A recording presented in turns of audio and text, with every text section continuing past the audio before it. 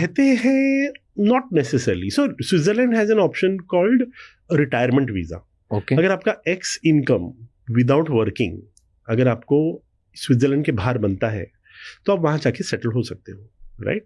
But कितना income? But not $3,000-4,000 $5,000 ऐसे कुछ एग्जॉर्बिटेंट इनकम नहीं है. ओके. तो वो तो कोई अपर मिडिल क्लास का बंदा भी उतना अगर यहाँ पे रेसिडुअल इनकम कमा रहे इन्वेस्टमेंट के बाद तो they can settle there. But again, it's not a huge quantity. Yes, few people, because they have this retirement visa. Not everybody has this retirement visa. But the deal is कि आप वहाँ जाके job नहीं कर सकते, business नहीं कर सकते. आपको जो भी पैसा कमाना है आप रेसिडुअल इनकम होना चाहिए, पैसिव इनकम होना चाहिए.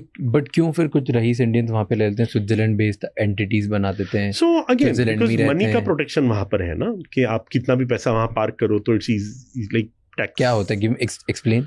बेसिक उनका जो इंफ्रास्ट्रक्चर मनी का है कि अगर आप उनके बैंक में अगर पैसे पार्क करते हो तो they don't reveal to the world कि आपने कितने पैसे रखे हैं, राइट? अब वहाँ अगर आप रेसिडेंट बन जाते हो तो और इजी हो जाता है because then you get more rights, more power compared to you being outside. Because as a Indian resident, for example, India can demand certain details from that country कि भाई हमारा रेसिडेंट है, आप बताओ हमको कि क्या कर रहा है वो.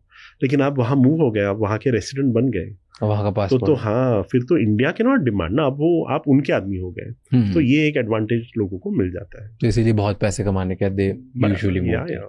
And there is one place, Monaco. हाँ, उसका व्हाट इज द हाइप?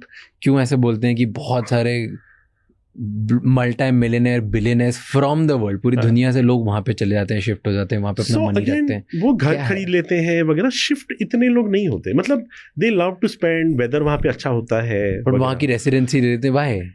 तो अगेन इट्स अवेलेबल, पैसे से आप खरीद सकते हो. अभी अंडरस्टैंड वन थिंग, इंडियन आदमी जब पासपोर्ट लेता है कोई भी कंट्री का तो इंडिया से पासपोर्ट आपको छोड़ना ही पड़ता है. Most countries allow dual citizenship. अच्छा. तो अब एडवांटेज हो जाता है उनको कि अपनी देश का भी पासपोर्ट ले लिया और एक यूरोप का पासपोर्ट ले लिया, तो देन जब चाहो यूरोप. सो अगर कोई फॉर एग्जांपल अगेन यूएस या कनाडा में रह रहा है जो जिनको विंटर पसंद नहीं है, अगर बहुत पैसा है तो आप विंटर में इधर आ जाओ, राइट? सो वो कन्वीनियंट लोगों को मिल जाता है. So that is the main reason, because most of these countries allow dual passport. But कोई और रीजन नहीं होता? नहीं. मनी घुमाने फिराने का, fund siphoning and all of that is not a. उसके लिए आपको मूव करने की जरूरत नहीं है, वो तो ऐसे भी कर सकते हो. एंड क्यों इंडिया में 2 पासपोर्ट अलाउड नहीं है?